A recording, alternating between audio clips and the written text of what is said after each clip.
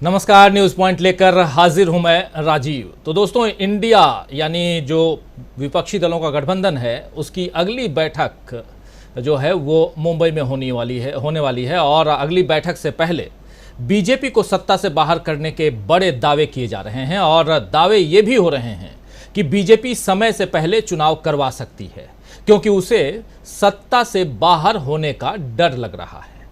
ये वही माहौल है दोस्तों जैसा 2004 में बन गया था। आज से लगभग 19 साल पहले 2004 में जैसा माहौल बन गया था, लगभग वैसा ही माहौल बनता हुआ दिखाई दे रहा है। तब भी आडवाणी ने समय से पहले चुनाव करवाए थे ताकि एनडीए फिर से सत्ता में आ जाए, लेकिन उसका नुकसान बीजेपी को हो गया, उसकी सत्ता चली गई और अब आडवाणी के चेले यानी मोदी भी यही दांव खेल सकते हैं। तो क्या बीजेपी की सत्ता के उल्टे दिन शुरू हो गए हैं? यह आज का सबसे बड़ा सवाल है। राहुल गांधी तो लद्दाख से ऐलान कर ही चुके हैं कि हम 2024 में लौट रहे हैं और बीजेपी जा रही है। जरा सुन लेते हैं फिर से राहुल गांधी लद्दाख में क्या कुछ कह रहे थे, सुनिए। कांग्रेस पार्टी का डाउनफॉल, कर्नाटक में किसका डाउनफॉल हुआ? कांग्रेस पार्टी का हुआ क्या? अब आप देखना, हिमाचल में किसका डाउनफॉल हुआ? कांग्रेस पार्टी का हुआ। अभी मध्य प्रदेश में चुनाव है, राजस्थान में चुनाव है, छत्तीसगढ़ में चुनाव है, तेलंगाना में चुनाव है। आप देख लेना वहां पे किसका डाउनफॉल होगा। चारों के चारों चुनाव कांग्रेस पार्टी जीतने जा रही है। तो ये कांग्रेस पार्टी ये सिर्फ एक पार्टी नहीं है, ये कांग्रेस पार्टी एक विचारधारा है, एक सोच है और ये हिंदुस्तान के करोड़ों लोगों के दिल में है। ये सिर्फ पॉलिटिकल पार्टी नहीं है। जो हमारी कॉन्स्टिट्यूशन की वैल्यूज हैं, जिन चीजों के बारे में आप बात कर रहे हो, फेयरनेस होनी चाहिए, रिस्पेक्ट होनी चाहिए, यही है कांग्रेस पार्टी। और आपने फर्क देख लिया है, देश में आपने फर्क देख लिया है। बीजेपी का राज देख लिया आपने, कांग्रेस पार्टी का राज देखा है, ठीक है। तो आप ये मत सोचिए कि कांग्रेस पार्टी बीजेपी से टक्कर नहीं ले सकती। मैं आपको गारंटी देके कह रहा हूं, 2024 में हम बीजेपी को हरा देंगे।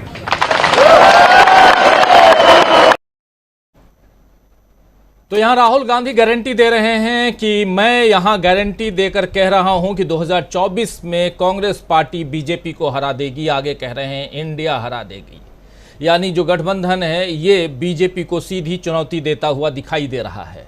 और इसके बाद आज कांग्रेस अध्यक्ष मल्लिकार्जुन खड़गे ने पीएम मोदी को चेतावनी देते हुए कहा कि मोदी जी, अगर आपको युवाओं के भविष्य की रत्ती भर भी चिंता होती तो आप ये पीआर स्टंट में शामिल होकर उनकी आकांक्षाओं से खिलवाड़ नहीं करते। देश के युवा भाजपा के झूठ, जुमले और विश्वासघात को पहचान चुके हैं और वे 2024 में मोदी सरकार को बाहर का रास्ता जरूर दिखाएंगे।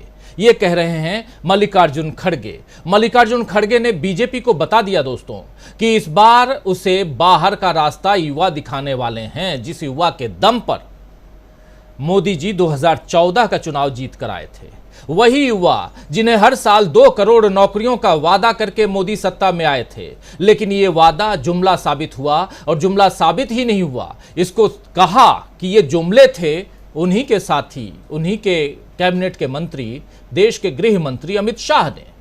2 करोड़ नौकरियां कहीं नहीं मिली और बेरोजगारी दर में रिकॉर्ड तोड़ वृद्धि हो गई, आपने देख लिया। अब फिर से चुनाव आ रहे हैं तो रोजगार मेला लगाकर नियुक्ति पत्र बांटे जा रहे हैं। आप देख रहे होंगे कि पिछले दिनों लगातार नियुक्ति पत्र बांटे गए और आज भी देश के 45 जगहों पर रोजगार मेला लगा है और 51,000 लोगों को नियुक्ति पत्र पीएम ने दिए हैं। बताइए, कहां 2 करोड़ और कहां 51,000। इसके बाद मोदी दावा करते हैं कि वो देश का विकास कर रहे हैं। खड़गे ने भी इसी दावे पर निशाना साधा है और कहा है कि मोदी सरकारी कर्मचारियों का प्रमोशन कर रहे हैं, यानी उनको प्रमोशन पत्र बांटते हैं और फोटो खिंचवाते हैं और इसे भी सरकारी नौकरी देने के रूप में प्रचारित करते हैं। आप प्रमोशन कर रहे हैं, उसको भी प्रचारित कर रहे हैं, कुछ लोगों को आप नौकरी दे रहे हैं, उसको भी प्रचारित कर रहे हैं। कुल मिलाकर के आप कहीं ना कहीं घालमेल कर रहे हैं, ये कहना है कांग्रेस पार्टी के मुखिया यानी कि मल्लिकार्जुन खड़गे का। तो मोदी के प्रचार कार्यक्रम का कच्चा चिट्ठा खड़गे ने खोलकर रख दिया है दोस्तों। और इधर ममता बनर्जी भी एक कच्चा चिट्ठा सामने रख रही हैं। ममता बनर्जी ने आगामी लोकसभा चुनाव को लेकर आज बड़ा बयान दिया है। उन्होंने कहा है, आज कोलकाता में कहा है कि बीजेपी अगर लोकसभा चुनाव दिसंबर में ही करा दे तो इसमें आप हैरान मत होइए, कोई हैरानी नहीं होगी। आपको बता दूं कि ममता बनर्जी से पहले बिहार के मुख्यमंत्री नीतीश कुमार और तमिलनाडु के मुख्यमंत्री M.K. स्टालिन भी समय से पहले लोकसभा चुनाव की आशंका जता चुके हैं। ममता बनर्जी ने आज दावा किया कि बीजेपी ने लोकसभा चुनाव में प्रचार के लिए पहले से ही सभी हेलीकॉप्टर बुक कर लिए हैं ताकि बाकी राजनीतिक दल प्रचार के लिए उनका इस्तेमाल नहीं कर सकें।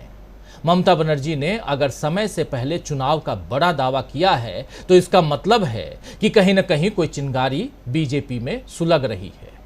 अब अगले 2-3 महीनों में इन दावों का सच सामने आ जाएगा, लेकिन उससे पहले 3 दिन बाद जो विपक्षी गठबंधन इंडिया की बैठक है मुंबई में, उससे पहले एक बड़ी खबर सामने आ रही है। सूत्रों की माने दोस्तों तो नीतीश कुमार ने अकाली दल और INLD यानी इंडियन नेशनल लोकदल से विपक्षी गठबंधन में यानी इंडिया में शामिल होने के लिए संपर्क किया है। मुंबई की बैठक में नीतीश कुमार इन दोनों दलों को इंडिया गठबंधन में साथ लेने का प्रस्ताव रख सकते हैं। और वहीं अगले महीने 25 सितंबर को आप जानते हैं कि हरियाणा के कैथल में पूर्व उप प्रधानमंत्री और इंडियन नेशनल लोकदल के संस्थापक चौधरी देवीलाल की जयंती पर आयोजित होने वाली रैली में नीतीश कुमार और तेजस्वी यादव और सुखबीर सिंह बादल शामिल होंगे।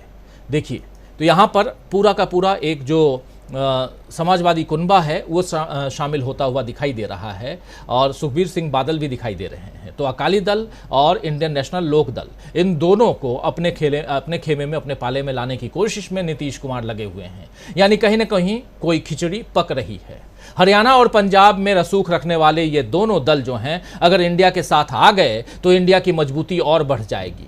मुंबई की बैठक से पहले कांग्रेस प्रवक्ता आलोक शर्मा ने भी इंडिया में कुछ और राजनीतिक पार्टियों के शामिल होने की बात कही है। आलोक शर्मा ने कहा है कि एनडीए की पिछली बैठक में शामिल होने वाले 38 दलों में से 4 दल विपक्षी गठबंधन यानी इंडिया के संपर्क में हैं और जल्द ही वे हमारे साथ जुड़ जाएंगे। 4 दल का दावा कर रहे हैं इधर आलोक शर्मा।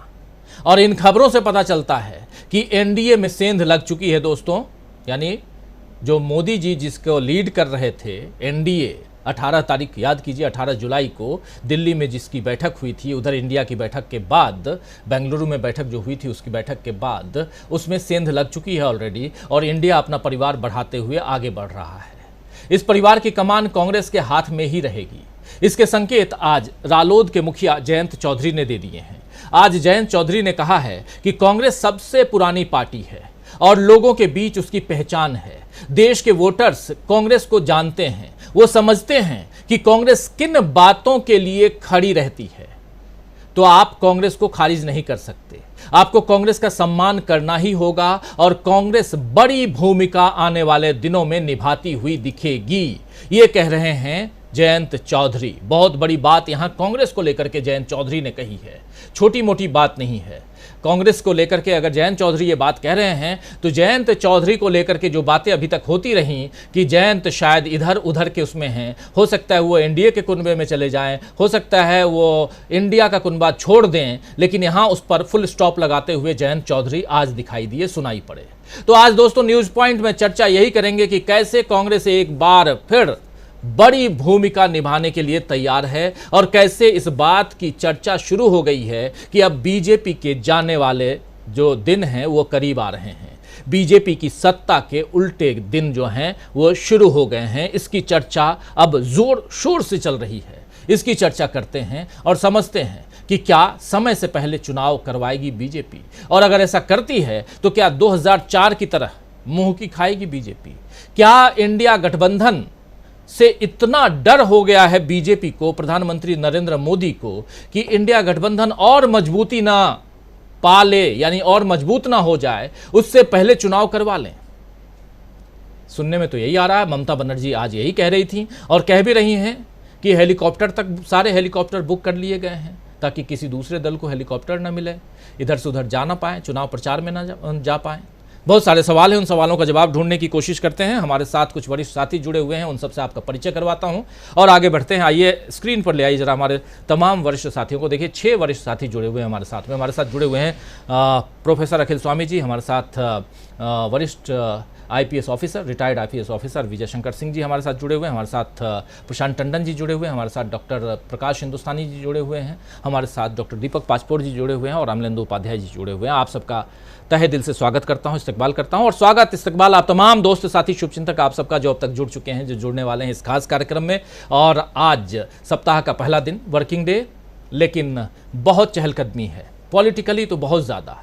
हरियाणा में भी चहलकदमी थी, नूह में अड़े हुए थे। आज 28 तारीख है कि शोभा यात्रा, तथाकथित हिंदूवादी जो संगठन है कि हम शोभा यात्रा निकाल के रहेंगे, लेकिन वहाँ खट्टर सरकार को झुकना पड़ा।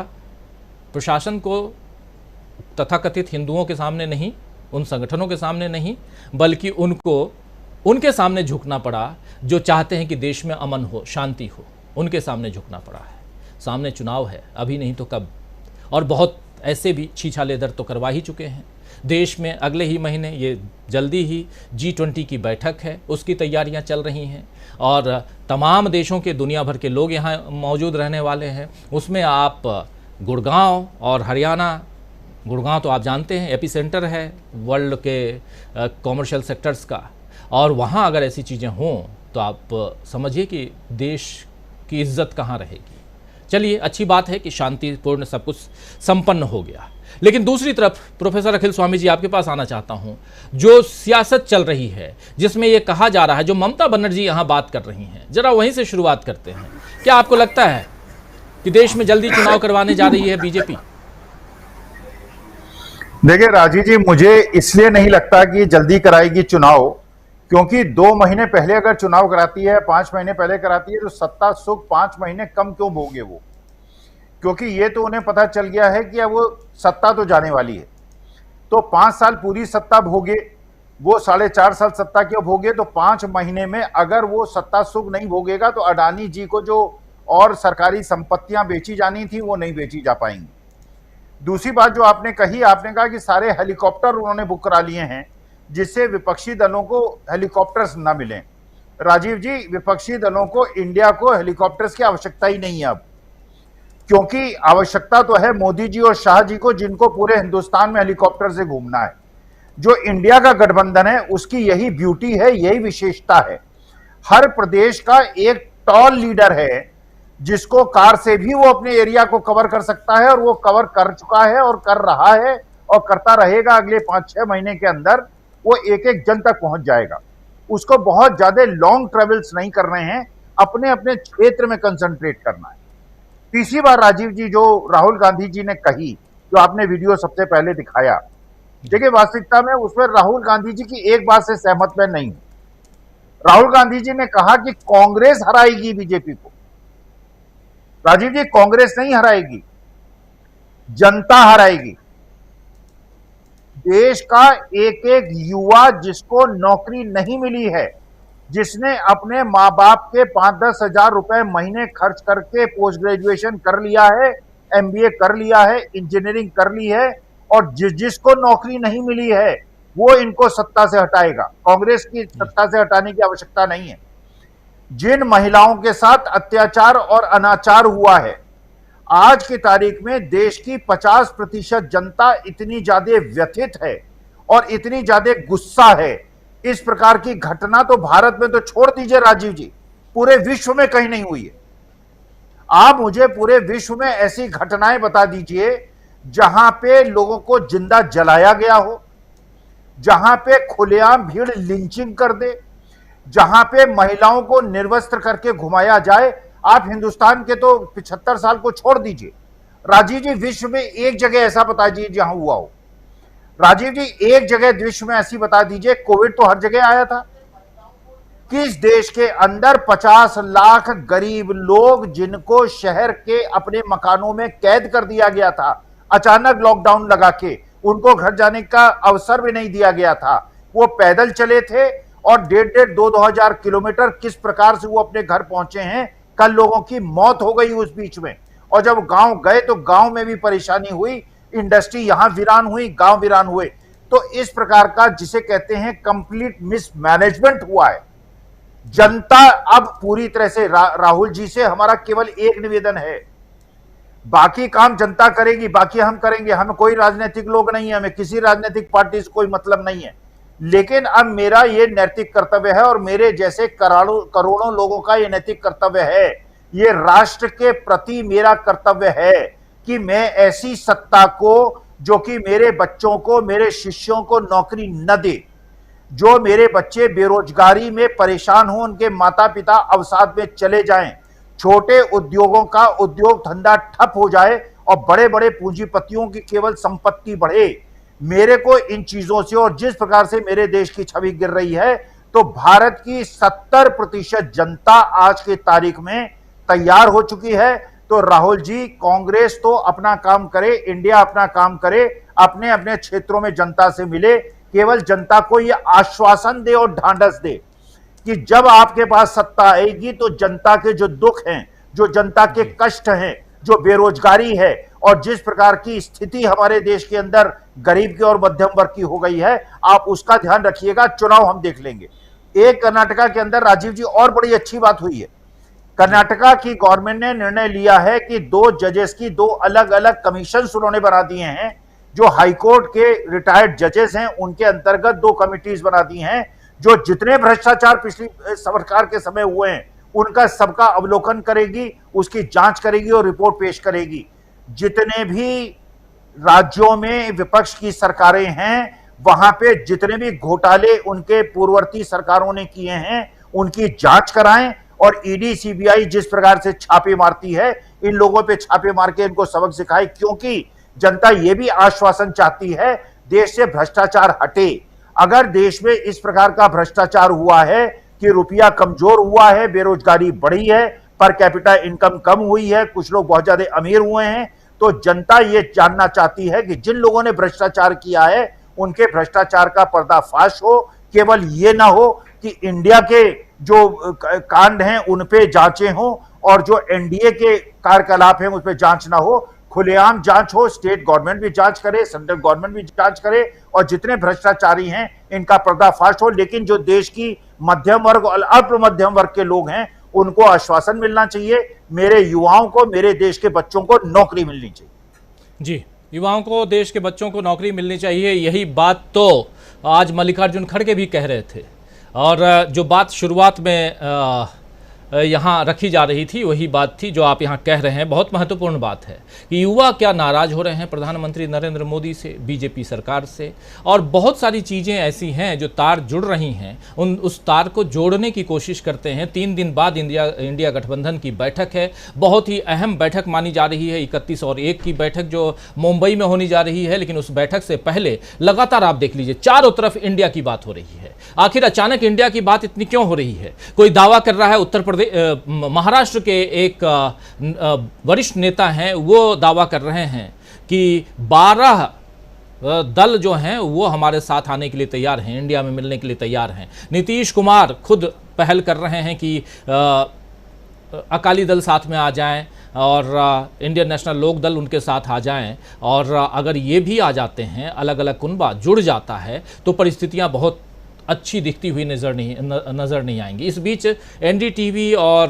सीएसडीएस का एक सर्वे आया है, आज ही एक सर्वे आया है, जिसमें राहुल गांधी का जो लोकप्रियता है उसमें 3% का और इजाफा हो गया है। पिछली दफ़ा जितनी लोकप्रियता थी उनकी उसमें 3%, पिछली दफ़ा शायद 24% इन लोगों ने दिखाया था, इस बार 27% हो गया है। तो इतनी तेज़ी से पिछले 20 दिनों में राहुल गांधी 3% और लोकप्रिय हो गए हैं, वो भी एनडीटीवी, अदानी टीवी के यहाँ। तो आप समझ सकते हैं कि ये लोकप्रियता क्या कुछ कहती है। जरा आना चाहता हूं प्रशांत टंडन जी आपके पास, आपसे समझो जरा, ये क्या इतनी ज़्यादा परेशानी, और अगर चुनाव पहले करवाते हैं तो क्या घाटा और क्या फ़ायदा, क्या नफ़ा क्या नुकसान? अगर पहले चुनाव करवाते हैं, क्या हम 2004 की तरफ जाते हुए इस देश के लोकतंत्र को और खासकर चुनावी प्रणाली को हम देख रहे हैं? जब पहले चुनाव करवाया गया था, अक्टूबर नवंबर में चुनाव होने की उम्मीद थी, जो ऐसे होना चाहिए था, जिसको कि अप्रैल मई में करवाया गया था, आप याद कीजिए 2004 में, लेकिन सरकार चली गई और शाइनिंग इंडिया काम नहीं आया। अभी ये डर, एक भय सामने है, और उस कारण कि कहीं इंडिया मजबूत ना हो जाए। स्वामी जी जो बात रख रहे हैं वो भी एक बहुत इंपॉर्टेंट पहलू है, लेकिन दूसरा पहलू आपसे भी समझना चाहता हूं कि यहां अगर चुनाव करवाते हैं तो फिर क्या फायदा? देखिए, मोदी जी की परेशानी क्या है कि 2019 के चुनाव का अगर आंकड़ा लें, जो कि पुलवामा का चुनाव था और बालाकोट का चुनाव था, उसमें भी मौजूदा इंडिया गठबंधन का वोट शेयर है 49% और एनडीए का कंबाइंड वोट शेयर है 41%। तो 8% की तो अभी गैप है। अभी पार्टियां और जुड़ेंगी और एंटी इनकम्बेंसी है, तमाम चीजें हैं, ये अपनी जगह है। तो वो जो सेंटिमेंटल वोट था, हम अगर उसको भी मान लें तो उस सेंटिमेंटल वोट में भी इंडिया गठबंधन का नेशनल वोट शेयर 49% है कंबाइंड। अब चुनाव कब कराएंगे? मोदी जी की परेशानी क्या है कि दो तीन चीजें उनको परेशान कर रही है। एक, उनके पास अभी भी एक कोई डेफिनेट मुद्दा नहीं है। देखिए, मोदी जी तमाम सारे चुनाव अपनी पर्सनालिटी पे और गोदी मीडिया के प्रचार पे लड़ते गए, लेकिन इस चुनाव में मोदी जी को एक बहुत डेफिनेट प्लान लेके आना पड़ेगा। वो प्लान 2047 का नहीं है, वो 1000 साल बाद का नहीं है, वो तुरंत का प्लान है। तो वो प्लान उनके पास नहीं है कि हम डिलीवर क्या करेंगे। और कभी भी आप मोदी जी के भाषण सुनिए, वो कभी ये नहीं कहते कि वो क्या करेंगे। पिछली सरकारों ने क्या नहीं किया, उसी पे उनका भाषण होता है। अब जनता इस बात से ऊब गई है। वो लोग कह रहे हैं कि जी हमको आप क्या दे रहे हो ये बताओ। तो आप देखिए कि दबाव में है, भले ही वो रोजगार के सर्टिफिकेट बांट रहे हैं, तो दबाव में तो हैं वो। अब दो तीन जरा फैक्टर्स क्या हैं। राम मंदिर का पे अगर जाना चाहेंगे चुनाव पे, जो मुझे लगता है कि बहुत कारगर नहीं होगा, क्योंकि राम मंदिर में अब कोई कॉन्फ्लिक्ट नहीं बचा। दूसरे जो कॉन्फ्लिक्ट क्रिएट करने की कोशिश कर रहे हैं वो अदालतों के फैसलों पर निर्भर है। तीसरी बात कि बहुत सारी चीजें आप बहुत आगे तक नहीं जा सकते। दोनों चीजें नहीं हो सकती कि आप विश्व गुरु भी बने और आप हिंदू राष्ट्र की बात भी करें। दुनिया को दिखता है कि कठुआ में केस होता है, उसमें मुस्लिम टीचर होते हैं, बच्चों को पीटते हैं किसी बात पे, वो जेल चले जाते हैं, उनके ऊपर FIR हो जाती है। मुजफ्फरनगर में केस होता है जिसमें मुस्लिम बच्चे को पीटा जाता है, वो महिला टीवी में इंटरव्यू दे रही है, उसके खिलाफ कोई कार्रवाई नहीं हुई है। ये दुनिया में रिपोर्ट हो रहा है, दिख रहा है सबको जी। दूसरी एक बहुत इंपॉर्टेंट बात है कि देखिए, वो है मनी फैक्टर। चुनाव अगर जल्दी कराते हैं, मान लीजिए, तो बहुत सा पैसा फंस जाएगा, ऐसा मेरा मानना है। क्योंकि वो पैसा रूट होकर विदेशों में गया है, यहाँ का ब्लैक मनी, और वो वाइट होके आएगा वापस, आ नहीं पाया।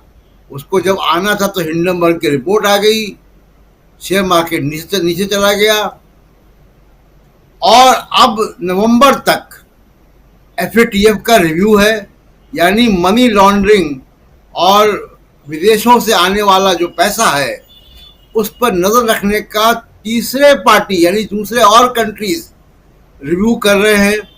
वो रिव्यू नवंबर में होगा। तब तक उस रिव्यू में सब चीजें दिख जाती हैं, फाइनेंशियल ट्रांजैक्शंस जैसे हुए दिख जाते हैं। तो इसलिए संजय कुमार मिश्रा जी की सेवाएं जो है बढ़ाई गई थी 15 सितंबर तक, और अब अटकलें लगाई जा रही। कुछ मीडिया के रिपोर्ट्स हैं कि एक नई पोस्ट क्रिएट करके उनको रोका जाएगा जी। ये सारा मामला पैसा वापस लाने का है विदेशों से। जरूरी नहीं है कि वो पैसा सिर्फ चुनाव के लिए ही हो, वो एक सेफ्टी मनी भी है कि कल सरकार नहीं रहेगी तो क्या करेंगे, तो और वो फिर वो कल ही खुलेगी, वो अगली सरकारें आएंगी, वो जांच के आदेश देंगी। तो ये सारी चीजें हैं और इस वजह से वो पशोपेश में है कि क्या करें। लगातार उनकी रेटिंग नीचे गिर रही है। जो भी सर्वे हो रहे हैं, आप देखिए कि जो गोदी मीडिया के भी सर्वे आ रहे हैं उनमें भी राहुल गांधी बाजी मार रहे हैं नरेंद्र मोदी से। एक बहुत ही प्रख्यात मीडिया हाउस है जो दिन रात नफरत और हिंदू मुसलमान करता है, उसके एंकर्स, उसने भी सवाल पूछा कि मोदी प्रधानमंत्री बनने चाहिए कि राहुल गांधी, तो वो सवाल के परसेंटेज के पक्ष में नहीं पूछा, लोगों की राय पूछी। मैं उनके उसके नीचे ट्वीट्स के रिस्पॉन्सेज में गया, उसमें राहुल गांधी भरे पड़े जी। ये उनके फॉलोवर्स हैं, उनका यूनिवर्स है जो कि बीजेपी के या मोदी जी के समर्थक लोगों का वो है। तो इस तरीके के तमाम सर्वे, जैसे अब आप बता रहे हैं कि एनडीटीवी का और सीएसडीएस का एक सर्वे है जिसमें राहुल गांधी की लोकप्रियता को बढ़ता हुआ दिखाया गया। राहुल गांधी लगातार खबरों में है और अच्छी वजहों से खबरों में है। कभी वो चॉकलेट की फैक्ट्री में जा रहे हैं और स्मॉल स्केल इंडस्ट्री की बात कर रहे हैं जी। एक बड़ी पॉलिसी चेंज की बात कर रहे हैं, छोटे उद्योगपतियों की बात कर रहे हैं और छोटा उद्यमी परेशान है। गुड़गांव में दंगे हुए, गुड़गांव तक पहुंच गए दंगे, छोटा उद्यमी परेशान है। मीडिया की तमाम रिपोर्ट है कि वो गुड़गांव के बाहर शिफ्ट होने की सोच रहा है। बड़ा उद्योगपति तो वर्क फ्रॉम होम करा देगा, उसके पास 5000 एम्प्लॉइज हैं। जिसके पास 20 एम्प्लॉइज हैं वो क्या करेगा और उसका काम वर्क फ्रॉम होम से कैसे चलेगा? जिसकी पैकेजिंग इंडस्ट्री है वो वर्क फ्रॉम होम कैसे करेगा? जो छोटा मैन्युफैक्चरर है वो कैसे करेगा वर्क फ्रॉम होम? जो मैन्युफैक्चरिंग यूनिट है वो वर्क फ्रॉम होम कैसे करेगा? बिल्कुल। तो ये बहुत सारी पेचीदगियां हैं जिसमें मोदी जी पशोपेश में है। मुझे लगता नहीं है कि वो हिम्मत जुटा पाएंगे राजीव जी कि जल्दी चुनाव कराएं। 2-3 वजह से, एक मुद्दा और दूसरा जो मैंने कहा कि वो पैसे का मामला है, वो फंसा हुआ है और वो ट्रांजैक्शंस कब हो पाते हैं उस पर बहुत डिपेंड करता है। और तीसरा कि बार बार जो कोर्ट अगर इलेक्शन कमीशन पे कुछ नया कर देगी तो उनको दिक्कत होगी, इसीलिए वो इलेक्शन कमीशन को भी उन्होंने ऐसा बना दिया है कि उन्हीं के लोग हों। तो परेशानी में है, लेकिन मुझे लगता नहीं कि वो समय से पहले करा पाएंगे। जी, आपका मानना है समय से पहले नहीं करवा सकते। चुनाव समय से पहले होगा कि नहीं होगा, इसको लेकर आज चर्चा फिर से क्यों हो रही है? आज इसलिए दोस्तों चर्चा हो रही है क्योंकि आज ममता बनर्जी ने कोलकाता में एक भाषण में, एक बयान में उन्होंने कहा है कि बीजेपी या मोदी सरकार पहले चुनाव करवाने की तैयारी कर रही है। दिसंबर में हो सकता है कि चुनाव करवा दे, और इसलिए भी वो कह रही हैं क्योंकि जितने हेलीकॉप्टर हैं उसकी बुकिंग अभी से करवा ली गई है, और ताकि विपक्षी दल जो हैं उस हेलीकॉप्टर का इस्तेमाल न कर पाएँ। जब विपक्षी दलों के पास जब पहले से बुकिंग तमाम हेलीकॉप्टर्स के, तो उनको कहीं इधर उधर हेलीकॉप्टर ना मिलने के कारण यहाँ से वहाँ जो है आना जाना मुश्किल होगा, उनको कार से जाना पड़ेगा। तो ये सब तो आने वाले समय में देखेंगे, ऐसी तैयारियां भी होती हैं। लेकिन ये भी सही है कि जैसा ममता बनर्जी कह रही हैं, वो मोदी जी, बीजेपी, अमित शाह, ये लोग कुछ भी किसी भी हद तक चुनाव के लिए कर सकते हैं, इसमें दो राय नहीं है, ये खुद भी बोलते हैं। और हम लोग देखते हैं कि मोदी जी और अमित शाह दोनों चुनावी मोड में ही हमेशा रहते हैं। अभी मध्य प्रदेश में भी चुनाव होना है और सितंबर का महीना आने को है, बिल्कुल सामने है, और उसके बाद सितंबर में कभी भी हो सकता है कि चुनाव की घोषणा हो जाए। उससे पहले, चुनाव की घोषणा से पहले मध्य प्रदेश में और छत्तीसगढ़ में दोनों मिलाकर के आप देखिए कि लगभग 40 लोगों का शायद इन्होंने नाम डिक्लेयर कर दिया है। हमारे साथ जुड़े हुए हैं डॉक्टर प्रकाश हिंदुस्तानी जी, बेहतर बताएंगे। 21 और 39 है, शायद 29 हैं, 21 और 29, 40 हैं। तो इतने लोग हैं, 40 नहीं फिर 50 हो गए। खैर जो भी हैं, आपसे ज़रा समझना चाहता हूँ प्रकाश हिंदुस्तानी जी कि ये जो पहले तैयारी की बात हो रही है और उसी की तैयारियों के का हिस्सा है क्या ये पहले से कैंडिडेट की घोषणा करना। आज एक खबर और भी आ रही थी कि जितने भी बड़े नेता हैं यानी सोनिया गांधी, राहुल गांधी और भी अगर उधर अखिलेश यादव चुनाव लड़ते हैं तो वो जो भी लोकसभा के चुनाव लड़ेंगे उनके लिए भी, उनके सामने भी बीजेपी अपने कैंडिडेट्स अभी आने वाले कुछ दिनों में घोषित करने जा रही है। कितना सही सच है कितना गलत है ये नहीं कह सकता, लेकिन पॉलिटिक्स में सब कुछ जायज़ है और कुछ भी हो सकता है। और खासकर मोदी जी की पॉलिटिक्स में तो कुछ भी हम देख सकते हैं। रात को 8 बजे अचानक आके कह सकते हैं कि 12 बजे रात से 500 रुपये और 1000 रुपये के नोट लीगल टेंडर नहीं रहेंगे। अगर ये कह सकते हैं, दूसरे दिन सुबह सुबह आके ये कह सकते हैं कि हमने जो तीनों कानून, कृषि कानून बनाए थे जिसके कारण 750 लोग मर गए, शहीद हो गए किसान, और जिसके कारण 13 महीने तक जाड़ा गर्मी बरसात में किसान वहाँ डटे रहे, उस कानून को हम वापस ले रहे हैं। इससे पहले एक शब्द नहीं कहे थे। कल को हो सकता है मणिपुर पे भी ऐसे ही कुछ कह दें, नूह पे कुछ कह दें, जो भी कह सकते हैं, क्योंकि कुछ भी असंभव नहीं है मोदी जी के लिए, उनके बयानों से लगता है। वैसे में क्या आपको लगता है, हमारे दो साथी प्रशांत टंडन जी और उनसे पहले प्रोफेसर अखिल स्वामी जी, इन दोनों का मानना है कि नहीं, ऐसा नहीं कर सकते मोदी, इसलिए नहीं कर सकते हैं क्योंकि इनकी अपनी दलीलें हैं। जरा आपकी दलीलों को भी सामने रखना, आप अपनी दलील सामने रखिए। आप बताइए कि अगर चुनाव पहले नहीं करवाते हैं तो उसके क्या कारण हो सकते हैं, और करवाते हैं तो क्या कारण हो सकते हैं? चुनाव पहले नहीं करवाते तो उसका कारण तो यह हो सकता है कि वो 5 राज्यों में जो चुनाव होंगे उनके नतीजे देखना चाहेंगे कि क्या होता है। करवाना चाहेंगे तो ये कि वो जो 5 राज्यों में जो तैयारी हो रही है, मुझे लगता है लोकसभा की तैयारी हो रही है।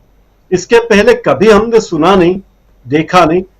आईएएस की परीक्षा होती है, यूपीएससी की, पीएससी की परीक्षा होती है, नतीजे आते हैं तो डाक से नतीजे आ जाते हैं, और आजकल तो मेल इंटरनेट पे आ जाते हैं, वेबसाइट पे आ जाते हैं। अपॉइंटमेंट लेटर डाक से आ जाते हैं। इतिहास में पहले प्रधानमंत्री हमारे माननीय नरेंद्र मोदी जो नियुक्ति पत्र खुद देते, प्रमोशन होता तो चिट्ठी खुद देते, नतीजा होता है तो मंत्री लोग नतीजे बताते। तो ये तो ऐतिहासिक घटनाक्रम है इस देश में कि जो कुछ हो रहा है ऐतिहासिक हो रहा है। और जिस तरह की कोशिश उन्होंने की है, दरअसल मध्य प्रदेश छत्तीसगढ़ की बात अगर की जाए, मध्य प्रदेश छत्तीसगढ़ में जिस तरह चुनाव की तैयारी है, मुझे लगता है कि पूरी की पूरी तैयारी लोकसभा चुनाव को देखते हुए की जा रही। मध्य प्रदेश में कांग्रेस के जो जो फैसले थे, जो घोषणाएं थी, उन सब घोषणाओं पर अमल का काम आजकल बीजेपी कर रही है। जी।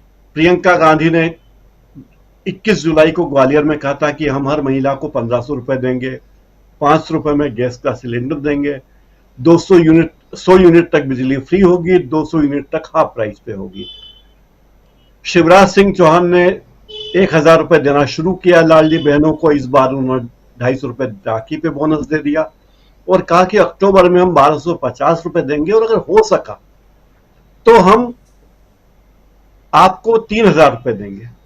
और एक और बात मध्य प्रदेश के मुख्यमंत्री ने कही, जो मेरे क्या किसी के भी गले नहीं उतरी। उन्होंने बहनों से कहा, बहनों हमें एक होना चाहिए ताकि हमारी बात हम मनवा सकें और कोई भी हमें मिसगाइड ना कर सके। तो भाई कौन बहनों को मिसगाइड कर रहा है? और बस उन्होंने अपने पूरे भाषणों में एक ही बात नहीं कही कि सारी बहनों, हम आपको लाडली बहना योजना में पैसे दे रहे हैं तो हमें विधानसभा का भी में भी वोट दीजिए और लोकसभा चुनाव होंगे उसमें भी वोट दीजिए। और ये कहना भी भूल गए कि देखिए, ये जो लाडली बहना योजना में आप महिलाओं को पैसा दे रहे हैं, ये लोकसभा चुनाव तक जारी रहेगा, तो देते रहिए। तो तैयारी तो उनकी पूरी लोकसभा चुनाव की है। अमित शाह 3 तारीख को फिर आ रहे हैं मध्य प्रदेश, और हो सकता है कि वो मध्य प्रदेश में ही, भोपाल में ही अपना मुख्यालय बना लें ताकि मध्य प्रदेश, छत्तीसगढ़, राजस्थान तीनों राज्यों में निगरानी कर सके। लेकिन इन सब चीजों से लगता है कि बीजेपी की तैयारियां पूरी हैं और कोई घोषणा प्रधानमंत्री कर सकते हैं। जैसे कि उनकी आदत है, उनकी घोषणाओं में एक सरप्राइज एलिमेंट होता है, चकित कर देने वाली बात होती है कि देखो मैंने ये कर दिया। तो ये चकित कर देने वाली बात उनकी तमाम घोषणाओं में रहती कि व्यक्ति चकित रह जाए कि अरे वाह क्या कर दिया जी। अब जैसे आज उन्होंने कल घोषणा कर दी गई कि T1 दिल्ली के एयरपोर्ट के T1 टर्मिनल को पे 10 लाख यात्री, इतने लाख यात्री आ सकेंगे, 10 लाख यात्री। तो इस तरह की घोषणाएं करने के आदी हैं, लेकिन नहीं करने का एक अंदाज मुझे ये लगता है कि इन सभी राज्यों के नतीजे देखेंगे वो, ये तो तय है कि छत्तीसगढ़ में कांग्रेस की सरकार आ रही है, मध्य प्रदेश में भी बीजेपी को नाको चने चबाने पड़ेंगे जिसकी सरकार है, और छत्तीसगढ़ और राजस्थान भी अंगूर खट्टे हैं। तो देखना चाहेंगे कि इन तीनों राज्यों में, और तेलंगाना भी एक प्रमुख राज्य है, मिजोरम भी महत्वपूर्ण है, पर तेलंगाना ज्यादा महत्वपूर्ण है कि वहां ज्यादा सीटें लोकसभा के लिए। तो वो चावल, वो टेस्ट, जो बाजार में कोई भी नया प्रोडक्ट आता तो पहले टेस्ट ट्रायल लेता है, नया कोई साबुन आता तो पहले वो एक शहर में सारे लोगों को दुकानों पे साबुन बेचता है, कहता है भाई आप बताओ कैसा साबुन है, वहां चलेगा तो चलेगा। तो वो टेस्ट मार्केट को टेस्ट कर रहे हैं मोदी जी, और मार्केट में टेस्टिंग के जो नतीजे आएंगे मुझे लगता है इसके बाद ही वे कोई फैसला लेंगे, या अगर उन्हें लगा कि जैसे जैसे विलंब होता जाएगा वैसे वैसे राहुल गांधी की लोकप्रियता आज 3% ज्यादा बताई गई है, कल को अगर वो 30% और बढ़ जाएगी तो क्या होगा, तो मोदी जी तमाम बातों पर सोचकर कोई फैसला ले सकते हैं। लेकिन मोदी जी के फैसले उनके अपने होते हैं, मंत्रिमंडल का फैसला नहीं होता, बीजेपी का फैसला नहीं होता, आरएसएस का फैसला नहीं होता, ये बात तो तय है। राजीव जी, मोदी जी का अपना फैसला होता है। और यहाँ यहीं से थोड़ा सा आरएसएस और बीजेपी के अंदर जो कुछ और नेता हैं उनके साथ जो कॉन्फ्लिक्ट है मोदी जी का, वो सामने दिखाई देता है जो आप कह रहे हैं। लेकिन बीजेपी कैसे आगे बढ़ रही है, बीजेपी की क्या रणनीतियां हैं, और दूसरी तरफ जरा ये भी समझें कि इंडिया गठबंधन जो इंडिया है उसकी क्या रणनीतियां हैं, ये ज़रा समझना चाहता हूं। आना चाहता हूं डॉक्टर दीपक पाचपुर जी आपके पास। दीपक जी, कैसे देखा जाए, चुनाव पहले हो या बाद में हो, लेकिन फंसी हुई तो यहाँ बीजेपी दिखाई दे रही है, और हो भी क्यों नहीं, एक पिछले 10 साल का, लगभग 10 साल के जो एंटी इनकम्बेंसी है वो साथ साथ तो चलेगी ही, और साथ साथ ये भी है कि जो कुछ हुआ, जो वादे करके आए, आप उन वादों पे कितना खरे उतरे हैं, ये भी आपसे सवाल पूछे जाएंगे। 2014 और 2024 में बहुत फर्क है। 2019 के चुनाव के बारे में अभी प्रशांत टंडन जी बता ही रहे थे कि किस दम पे 2019 का चुनाव हुआ था। उस समय कुछ मुद्दे अलग थे, उस समय मुद्दा पुलवामा था, मुद्दा उस समय बालाकोट था। लेकिन 2024 का चुनाव अगर पहले होता है तो क्या मुद्दे रहेंगे? 2024 का चुनाव अगर सामने बिल्कुल उसी समय होता है, मई में, अप्रैल मई में, तो कितनी आसानी होगी मोदी सरकार को। क्या इंडिया गठबंधन जिस तेजी के साथ बढ़ रहा है, जिस तेजी के साथ राहुल गांधी की लोकप्रियता बढ़ रही है, उसके कारण जो परेशानी है, उस वजह से पहले चुनाव करवा करके बीजेपी को फायदा होगा, या बीजेपी की सत्ता के दिन जो हैं उसके मतलब सत्ता के उल्टे दिन शुरू हो गए हैं, जो हम यहाँ लिख रहे हैं, ये माना जाए? कैसे माना जाए, क्या कुछ आप सोच रहे हैं? ऐसा है कि दो ही स्थितियों में कोई भी सरकार है वो पहले चुनाव कराती है, या तो उसे ये उम्मीद हो ऐसा बड़ा कदम उठा लिया और जीत जो है वो लगभग तय है। नेटवर्क काफी डाउन है, आप थोड़ा ठीक कीजिए, तब तक मैं अमलेंदु जी के पास आना चाहता हूं। अमलेंदु जी, देखिए राजीव जी, मुझे लगता है कि समय से पहले भी चुनाव करवाए जा सकते हैं, और अगर ये साफ दिख रहा हो कि समय अगर देर होगी तो हाथ से निकल जाएगा चुनाव, और ये आशा बंध जाए कि समय से पहले चुनाव कराने पे बहुत सी चीज़ें जो है वो ठीक ठाक कर ली जाएंगी, तो पहले चुनाव कराए जाने में कोई आपत्ति नहीं है, कोई खतरा नहीं है। असल में राजीव जी है क्या मसला कि आडवाणी जी जो थे वो उस एनडीए सरकार के, जो अटल जी की सरकार हुआ करती थी, उसके शैडो प्राइम मिनिस्टर थे, और इस सरकार के shadow prime minister Amit Shah हैं। दोनों पीएम इन वेटिंग कहे जा सकते हैं, मतलब आडवाणी जी तो घोषित तौर पर पीएम इन वेटिंग थे, और अमित शाह जी की जो है वो अघोषित तौर पर पीएम इन वेटिंग है। तो अब ये भारतीय जनता पार्टी के अंदर क्या चल रहा है, इसके ऊपर मुझे लगता है कि काफी कुछ ये निर्भर करेगा कि क्या है मामला। अगर ये आश्वस्त हो जाएगा, तमाम संस्थाएं ये आश्वस्त कर देंगे कि नहीं हम आपको ले आएंगे जिता करके, और सब चीजें ठीक ठाक कर ली गई हैं, तो पहले कराया भी जा सकता है। लेकिन अगर नहीं होता है तो फिर जो है फिर उसको और टालने की कोशिश की जाएगी, ताकि जो है फिर वो चुनाव और बाद में कराया जाए। मुझे लगता है कि शायद संभावनाएं इसकी ज़्यादा हैं कि जो 5 राज्यों के विधानसभा चुनाव हैं उनको किसी तरीके से टाल के लोकसभा चुनाव के साथ ले जाया जाए। ये कोशिश की जा सकती है ताकि समय से पहले जो है विधानसभा चुनाव में जो पोल खुलनी है वो खुलने ना पाए। तो ये उस पर काम किया जा सकता है। अब जहां तक सवाल ये कि ममता बनर्जी कह रही है कि साहब उन्होंने सारे हेलीकॉप्टर बुक कर लिए, तो वो तो हेलीकॉप्टर जो है वो विधानसभा चुनाव के लिए भी हो सकता है बुक कर लिए हो सारे, कि किसी के पास तो रहे नहीं। जब उत्तर प्रदेश के चुनाव के लिए नोटबंदी की जा सकती है कि सारा पैसा विपक्षी दलों का जो है वो किसी तरीके से फ्रीज हो जाए, नकदी जो है, तो इसके लिए तो 5 राज्यों के विधानसभा चुनाव है, तो पहले कुछ भी कराया जा सकता है। तो अब ये तो सरकार की मतलब जो वहाँ जो सब चीज़ें तय करने वाले हैं उनके ऊपर निर्भर करता है कि वो चीज़ों को किस तरीके से देख रहे हैं। लेकिन मुझे लगता है राजीव जी कि अगर पहले भी करा लें, अब चाहे बाद में करा लें, अगर पहले भी करा लेते हैं तो ये संदेश साफ चला ही जाएगा कि घबरा करके जो ये पहले चुनाव करा रहे हैं। देखिए, भारतीय जनता पार्टी के लिए है दोनों तरीके से मुश्किल, पहले चुनाव करा ले तो मुश्किल और बाद में कराए तो मुश्किल। बाद में कराते हैं तो स्थितियां और खराब होती चली जाएंगी, विधानसभा के चुनाव टालते हैं तो भी ये संदेश जाएगा कि घबरा गए हैं। तो कुल मिलाकर के जो जनता के बीच संदेश जाने की बात है, वो तो संदेश जा ही रहा है कि भारतीय जनता पार्टी जो है वो इंडिया गठबंधन से घबरा गई है और किसी भी तरीके से चुनाव में टिकट में कुछ ना कुछ करना चाहती है। तो ये संदेश तो निश्चित तौर पर जा रहा है। अब जितना देर होती जाएगी राजीव जी, मुझे लगता है कि इंडिया गठबंधन जो और मजबूत होता जाएगा और उसमें और दल भी जो है वो जुड़ते जाएंगे। अब जो काम किया जा रहा है वो ये कि आज राष्ट्रपति जो द्रौपदी मुर्मू जी हैं, उन्होंने एनटी रामाराव के ऊपर जो वो सिक्के जारी किए हैं। तो अब ये जो जारी किया गया है एनटी रामाराव के ऊपर, जो अचानक से प्रेम उमड़ा है, तो अब इस प्रेम को उमड़ने का भी आप समझ सकते हैं कि क्या कारण है। मतलब किसी तरीके से आंध्र प्रदेश को जो वो साधने की कोशिश की जा रही है।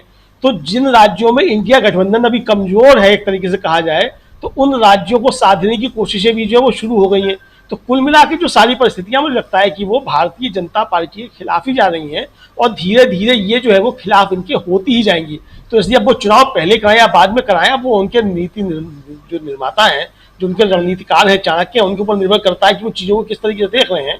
तो जाहिर सी बात है कि उनके देखने का अपना एक नजरिया होगा, हम लोगों का देखने का अपना एक नजरिया है, जनता का अपना देखने का एक नजरिया है, तो वो उनके ऊपर निर्भर करेगा। लेकिन मुझे लगता है कि राजीव जी घबराहट जो है वो बहुत ज्यादा है और अभी शायद तय नहीं कर पा रहे हैं कि चुनाव जो है वो समय से पहले कराए जाने हैं कि समय पे कराए जाने हैं। जी राजीव जी बिल्कुल, आना चाहता हूं जरा सिंह साहब आपके पास, आपसे समझूं जो कुछ भी सामने आ रहा है, चुनाव पहले करवाना बाद में करवाना, लेकिन ये जो भी पहले करवाएं या बाद करवाएं, अगर ये बात आ रही है तो कहीं ना कहीं एक घबराहट तो नज़र आ रही है।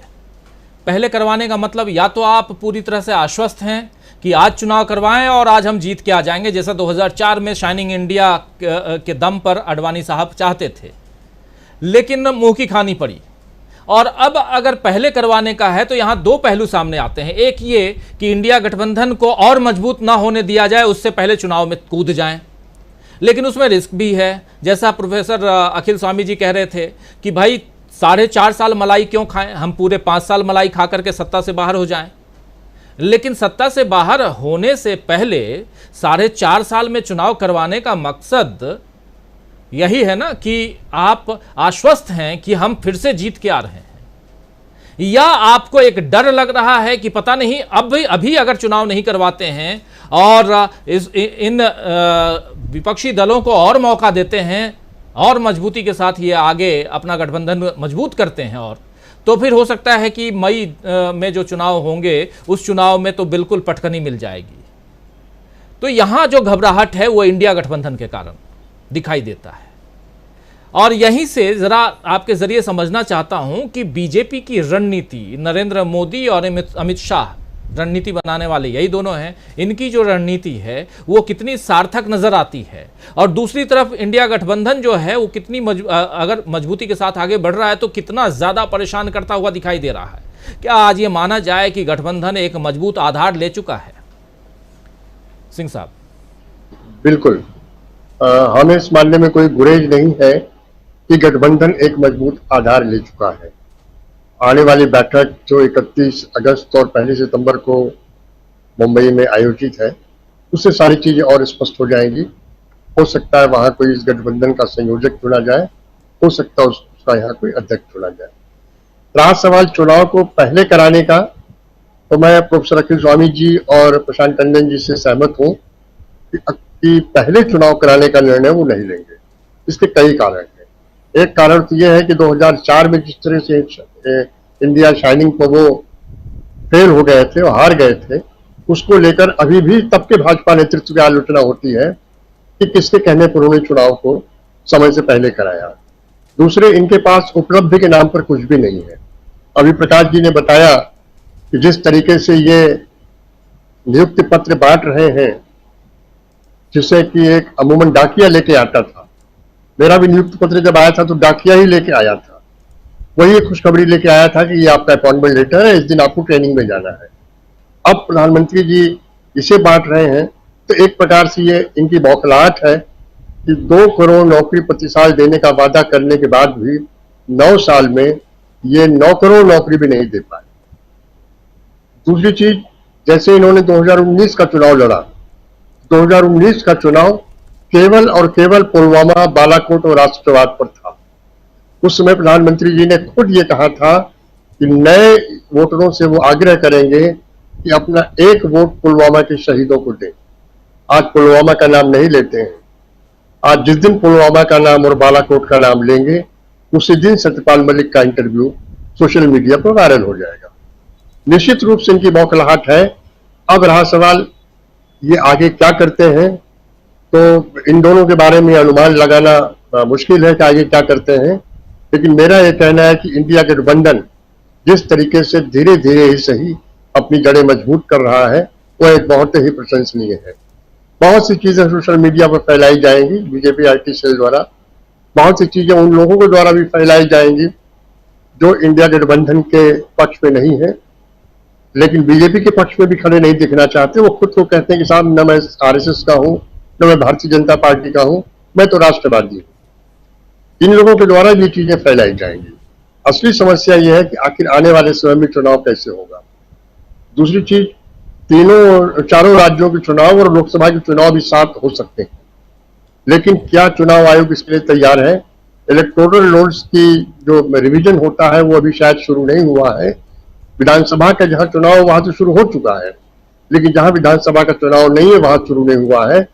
और संभावित चुनाव की तिथि के 6 महीना पहले ये प्रैक्टिस शुरू कर दी जाती है। इलेक्टोरल रोल्स का होता है। दूसरी चीज, हेलीकॉप्टर का तो पिछली बार भी अफवाह उड़ी थी कि संसाधनों का जो अकूत भंडार भारतीय जनता पार्टी ने इलेक्टोरल बॉन्ड्स के जरिए इकट्ठा कर रखा है, तो वो पानी की तरह पैसा बहा रहे हैं। अनअकाउंटेड मनी अनअकाउंटेड तरीके से बहाई जा रही है और इंडिया गठबंधन के पास निश्चित रूप से धन की कमी होगी। कितनी कमी होगी ये बाद में पता लगेगा। यहां पर मैं अखिल स्वामी जी की बात से सहमत हूं कि हेलीकॉप्टर से सबसे ज्यादा दौरा करने की जरूरत उनको होगी। इंडिया गठबंधन के पास लाभ यह है कि इनके पास हर क्षेत्र के बड़े और मजे हुए पुराने नेता हैं।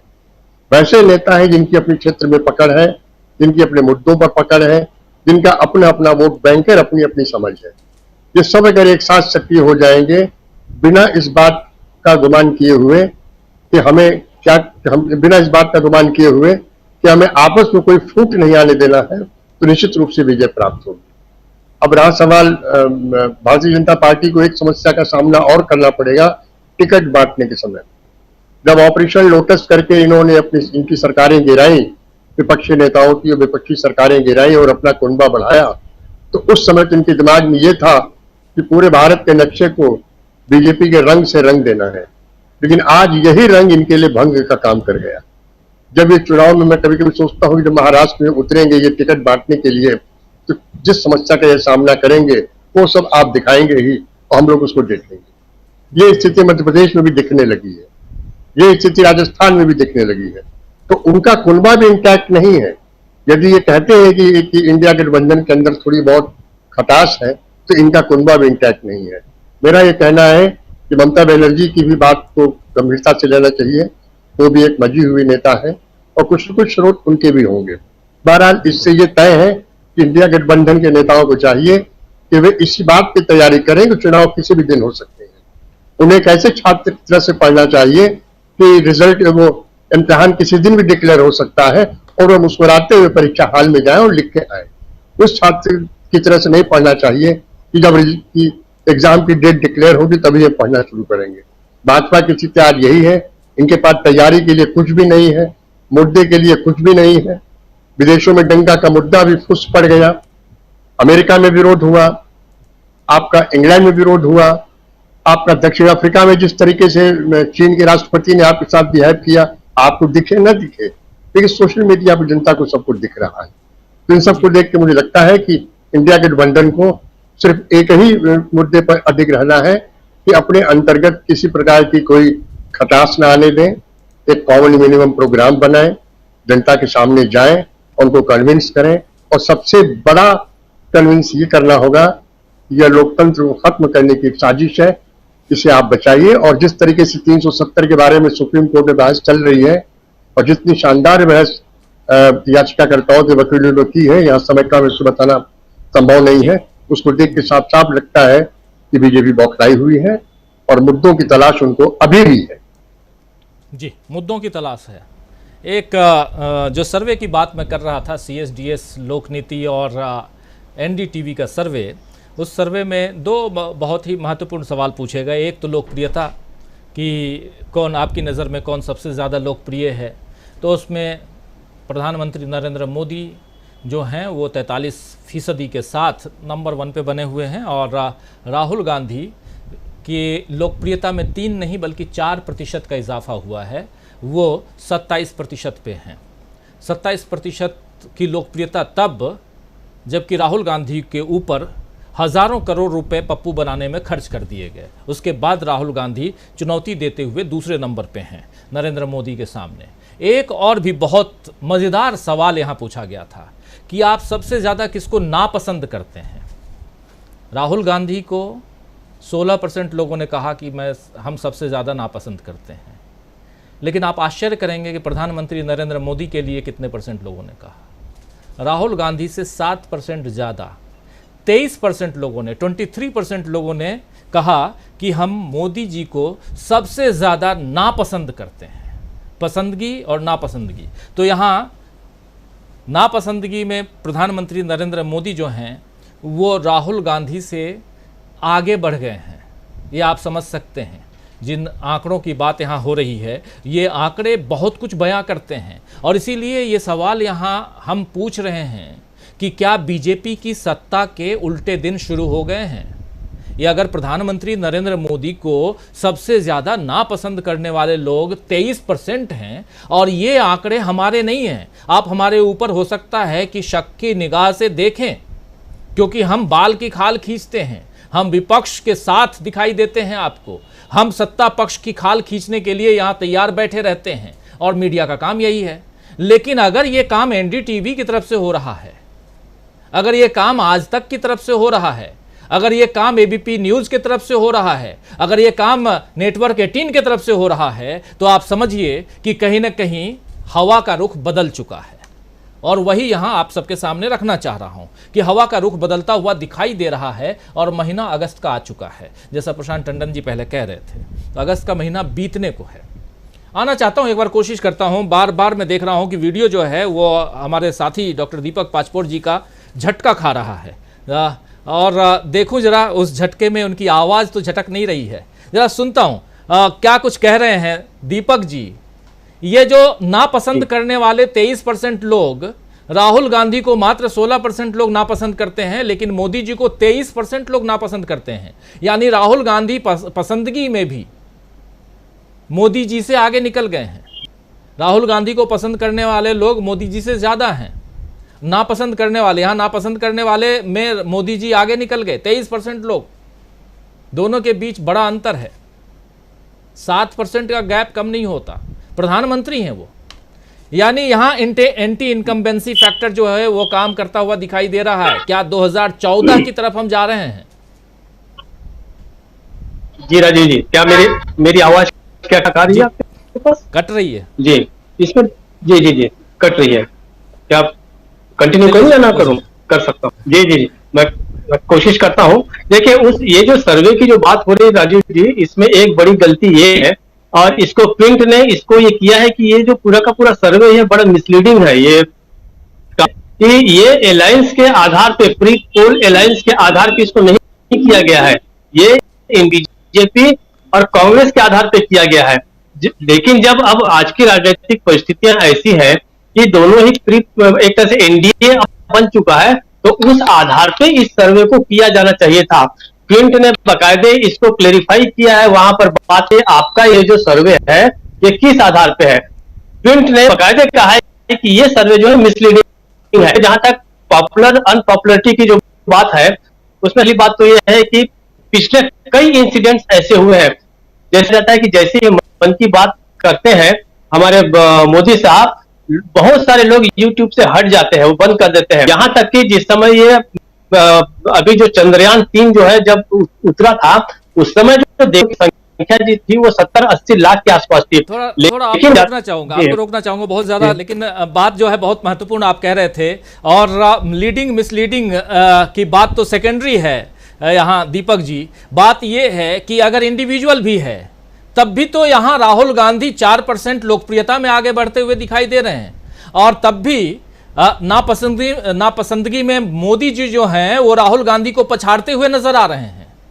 मोदी जी नापसंदगी में कम से कम राहुल गांधी से पीछे रहते तो ज्यादा अच्छा रहता, क्योंकि वो पिछले 10 साल से, और कितने लोग उनके भक्त हैं, वो उनके नाम पर स्टेडियम, उनके नाम पर कई जगह मूर्ति, कई जगह अगरबत्ती दिखाते हैं लोग, इतनी भक्ति है मोदी जी के नाम पे। उसके बाद अगर आप नापसंदगी की रफ्तार आपकी बढ़ती जाए तो ये डरावने फिगर हैं। अब क्विंट क्या लिखता है या प्रिंट क्या लिखता है इसको छोड़िए, यहां सवाल यह है कि हम और आप क्या लिख रहे हैं, क्या देख रहे हैं, यह महत्वपूर्ण है।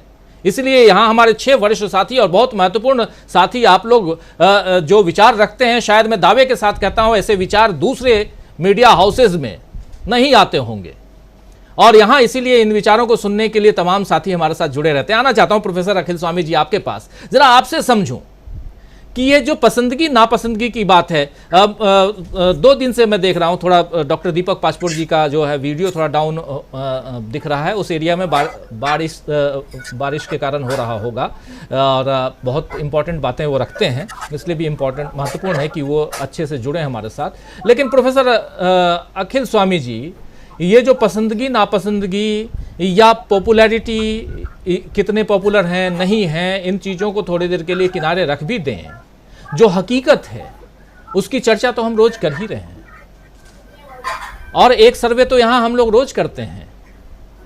हमारे कमेंट बॉक्स में साथी जो जुड़ते हैं वो अलग अलग एरिया से जुड़ते हैं, वो भी देखते होंगे स्वामी जी कि उनके एरिया में क्या चल रहा है, और हम वही समझना चाहते हैं कि इंडिया गठबंधन के साथ अब और भी दल आने के लिए क्यों तैयार हो रहे हैं। दिसंबर देखिए बहुत महत्वपूर्ण है, ये 2 महीना, जुलाई अगस्त के महीने के बारे में प्रशांत टंडन जी तो कह ही रहे थे, एक दिसंबर का महीना भी बहुत इंपॉर्टेंट है इस पूरे राजनीति में, इस देश की राजनीति के लिए, और उसमें बहुत ज़्यादा वक्त नहीं है, अब 3 महीने का वक्त है। दिसंबर में आप देखिए कि कैसे लाइन लगने वाली है। अगर चुनाव समय पे हुए, यानी कि मई महीने में चुनाव हुए, तो आप देखिए दिसंबर महीने में, दावे के साथ बोलता हूं कि आंध्र प्रदेश, तेलंगाना, इन दोनों राज्यों को आप देखेंगे, इन दोनों राज्यों की प्रमुख पार्टियां इधर आपको नजर आएंगी इंडिया में। आपको एक और राज्य उत्तर प्रदेश, जहां मायावती के बारे में लगातार चर्चा हो रही है, आज भी दिन भर चर्चा में थी मायावती, और अभी भी हम जब बात कर रहे हैं तो मायावती जी चर्चा में हैं कि वो इंडिया में आने के लिए बिल्कुल तैयार बैठी हैं, लेकिन वो भी इंतजार कर रही हैं दिसंबर का, और इसलिए क्योंकि सबके स्टेक लगे हुए हैं, सबके अपने अपने कार्यकर्ता, और सबको सीट चाहिए, सबको कम से कम प्रत्याशी बनना तो है, इसलिए भी। स्वामी जी जरा आपकी बात समझना चाहता हूं, आप किस रूप में देखते हैं इसको। देखिए राजीव जी, कुछ सूचना आपने दे दी, कुछ अतिरिक्त सूचना आपने दे दी, उस अतिरिक्त के ऊपर कुछ अतिरिक्त सूचना और मैं दे देता हूं जी। मुझे ऐसा लगता है, हो सकता है मुंबई में जो ये मीटिंग होने वाली है उसमें नहीं, लेकिन आगामी मीटिंग में बीजेपी के कुछ अच्छे तंदुरुस्त नेता और बड़े नेता भी इंडिया अलायंस में आ सकते हैं, पहली बात। दूसरी बात, आपने जिस सैंपल सर्वे की बात की, मुझे ऐसा लगता है ये सैंपल, ये अनुमान है मेरा, मुझे पता नहीं कि ये सैंपल सर्वे किन किन क्षेत्रों में लिया गया है, मेरा अनुमान है ये सैंपल एरिया नागपुर का है, और इसमें जो गडकरी जी के समर्थक हैं वो, और जो मोदी जी के समर्थक हैं उनकी संख्या दिख रही है। ये सारे के सारे बीजेपी समर्थक हैं, इसमें इंडिया के समर्थक सैंपल में नहीं होंगे, ये सारे सैंपल में वो लोग होंगे जो बीजेपी के समर्थक हैं, लेकिन जो गडकरी जी के समर्थक हैं वो ज्यादा हैं और मोदी जी के समर्थक कम हैं। अब चलिए राजीव जी, एक सूचना और आपको देता हूं, एक घटना घटी है, देहरादून से मसूरी के रास्ते पे एक रेजिडेंशियल सोसाइटी है, जिस रेजिडेंशियल सोसाइटी में एक मुसलमान को मकान फ्लैट एलोकेट हुआ, उसने अपने घर में अपने कुछ मित्रों के साथ नमाज पढ़ रहा था। वहां पे हुड़दंगी पहुंच गए 100-150 और उन्होंने नारे लगा के बिल्कुल हुड़दंग मचा दिया और पुलिस की प्रेजेंस में भी वो हुड़दंग मचाते रहे। अब आप कल्पना कीजिए, मैं घटना क्यों बता रहा हूं। मैं रोज पूजा करता हूं, मेरे घर में रोज पूजा होती है। मैं कल्पना कर रहा था कि अगर मैं दुबई या कुवैत में होता और मैं किसी को बिना डिस्टर्ब किए हुए, क्योंकि जहां तक मुझे पता है, मुझे नहीं पता, नमाज जो है बहुत ज्यादा आवाज करके नहीं पढ़ी जाती है। हमारे यहाँ पूजा में तो आवाजें होती हैं, हमारे यहाँ भजन बजते हैं, रोज सुबह हमारे यहाँ भजन बजते हैं, लेकिन नमाज जो अजान में जरूर होता है, लेकिन घर में अजान नहीं लगती, वो मस्जिदों से लगती है। अगर कोई एक हिंदुस्तान के अंदर मुसलमान अपने मित्रों के साथ घर के अंदर नमाज पढ़ता है, अगर आप उनको मस्जिदों में भी नमाज नहीं पढ़ने देंगे, घर में भी नमाज नहीं पढ़ने देंगे, तो देखिए मैं ये सोच रहा था मेरी प्रतिक्रिया क्या होती अगर मैं क्रिश्चियन और मुसलमान देश में जाता। अभी तक मैं जब जाता हूं टीका लगा के जाता हूं, कुर्ते पजामे में जाता हूं, ये दिखाने के लिए जाता हूं कि ये भारत की संस्कृति और सभ्यता है। लोग हंसते हैं, वहां पे कई लोग कहते हैं यार ये नाइट सूट पहन के क्यों घूम रहा है आदमी, लेकिन मैं घूमता हूं क्योंकि मैं अपनी सभ्यता दिखाना चाहता हूं। लेकिन मैं ये कल्पना कर रहा था कि अगर मैं अपने घर में पूजा कर रहा हूं और वहां आके 200-250 क्रिश्चियन या 200-250 मुसलमान मेरे खिलाफ नारे लगाएंगे, तो मेरे अपने धर्म के प्रति आस्था पे क्या होगा और उसकी पूरे विश्व में प्रतिक्रिया क्या होगी। देखिए, इस प्रकार का हुड़दंगी समाज राजीव जी बना दिया गया है, और ये हुड़दंगी समाज जो बना रहे हैं, इन मूर्खों को ये खुद नहीं पता कि किस प्रकार का समाज ये बना रहे हैं, और अपने धर्म का, अपने देश का, अपने समाज का, अपने देश के ताने बाने को किस प्रकार से नष्ट कर रहे हैं राजीव जी। इन मूर्खों को नहीं पता है, जो जीसस क्राइस्ट ने कहा था कि इनको माफ करो, इन्हें नहीं पता ये कर क्या रहे हैं, ये मूर्ख हैं। ये मूर्ख मेरे प्यारे भारतवर्ष को ऐसी स्थिति में पहुंचा देंगे कि इसको सुधारना मुश्किल हो जाएगा। ये देश के एक एक नागरिक का, राष्ट्रभक्त का कर्तव्य है इन देश को तोड़ने वाली शक्तियों का मुकाबला करें और देश को एकजुट करें। और जैसे हम लोग बचपन में नारा लगाया करते थे, हिंदुस्तान के 4 सिपाही, हिंदू, मुस्लिम और ईसाई, हम जितने देश के जितने भी धर्म मेरे देश के अंदर हैं, जितनी भी हमारी जातियां हैं, हम सब मिलके भारतवासी हैं। 142 करोड़ हैं। हमारे अंदर जो हमें धर्म और जाति में विद्वेषित करेगा, बांटेगा, हम उसको इस चुनाव में क्या, आगे किसी भी चुनाव में किसी प्रकार का समर्थन देके अपनी भारत माता को किसी प्रकार से परेशान होने का जोखिम नहीं उठा सकते। जी बिल्कुल, बिल्कुल नहीं उठाना चाहिए, और इस देश के तमाम नागरिक को भी ये बात सोचनी चाहिए। दीपक जी के पास एक बार फिर से आना चाहता हूं। दीपक जी, आप अपनी बात जरा आगे बढ़ाइए, आपकी आवाज अब ठीक आएगी मुझे लगता है।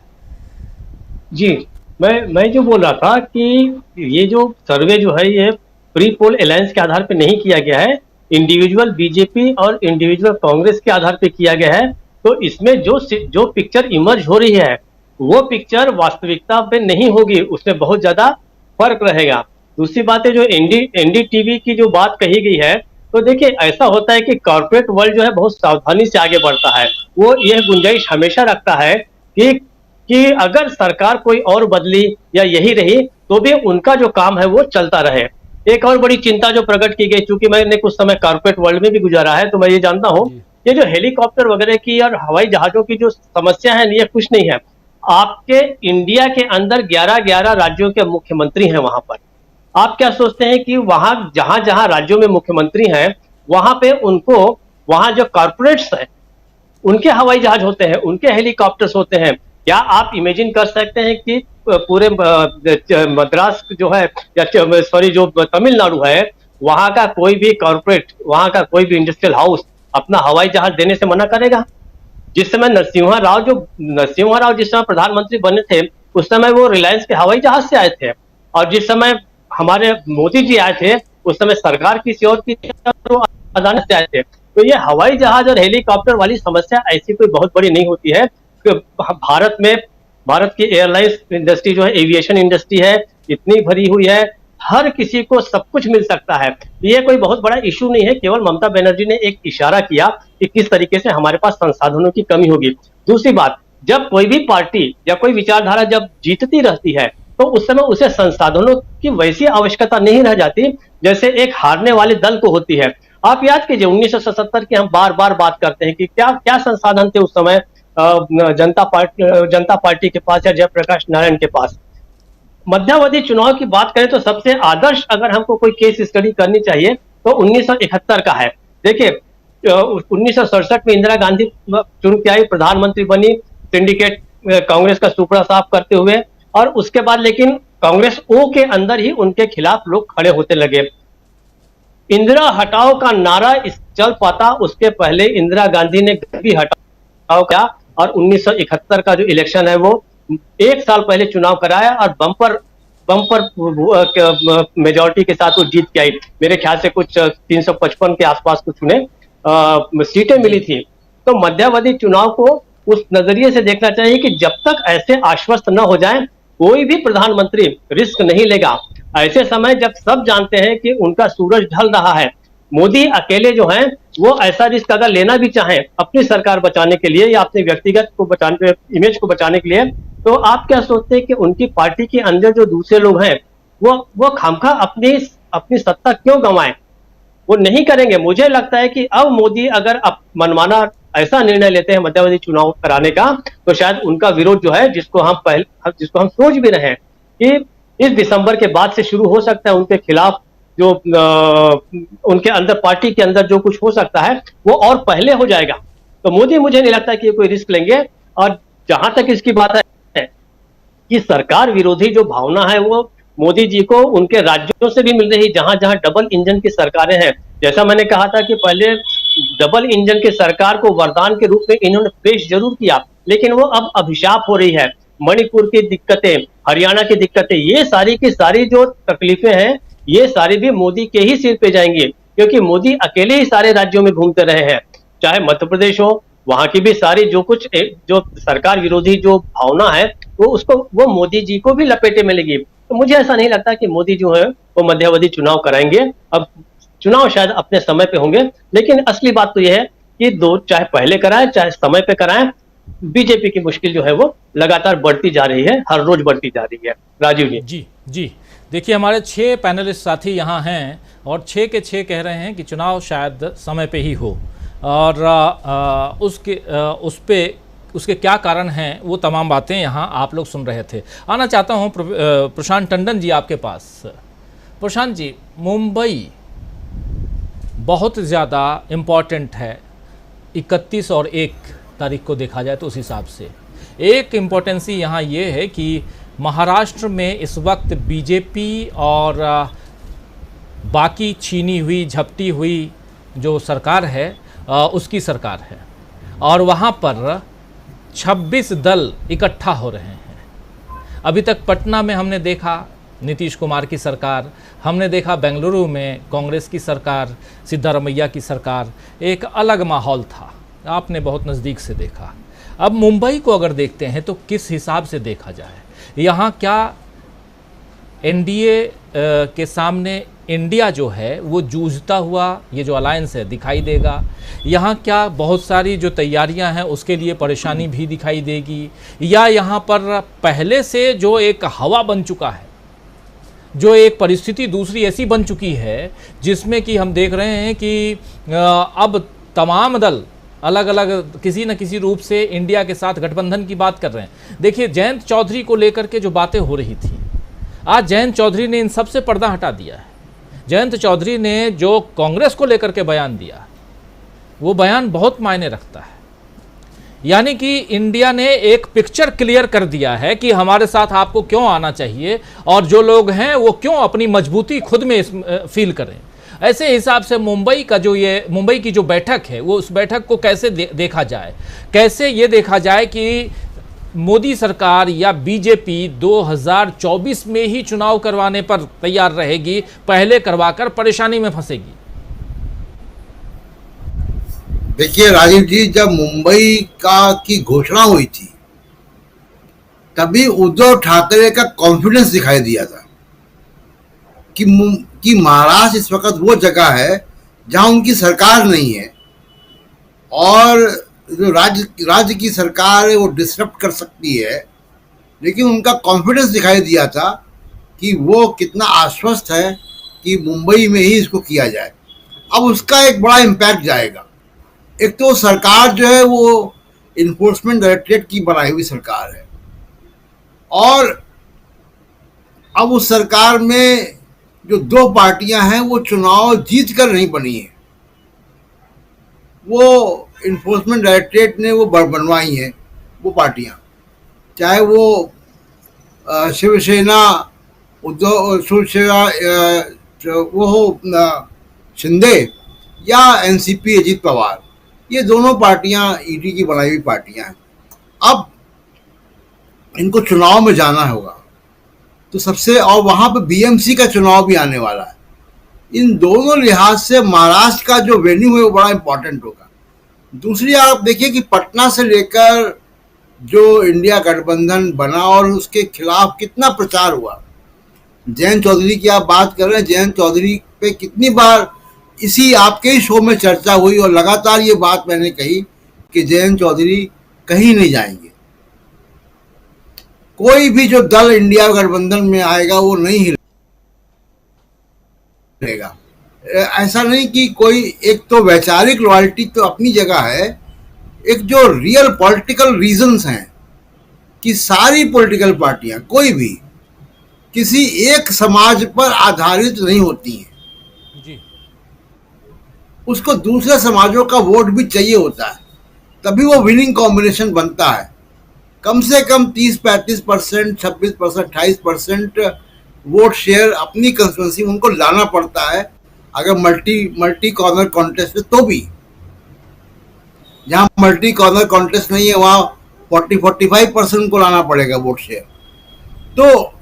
तो ये इम्पॉर्टेंट बात है कि ये जितने भी गठबंधन क्षेत्रीय दल हैं वो हिलेंगे नहीं। अब दूसरा कि अब देखिए कि पटना में एक केमिस्ट्री दिखाई दी, हंसी मजाक, एक राहुल गांधी को लेकर, नीतीश कुमार को लेकर, नीतीश कुमार, लालू यादव, इनमें केमिस्ट्री दिखाई दी, कितनी सहजता है। कोई इंडिया गठबंधन कोई मजबूरी में नहीं बन रहा है, एक पर्सनल केमिस्ट्री है, वैचारिक सहजता है।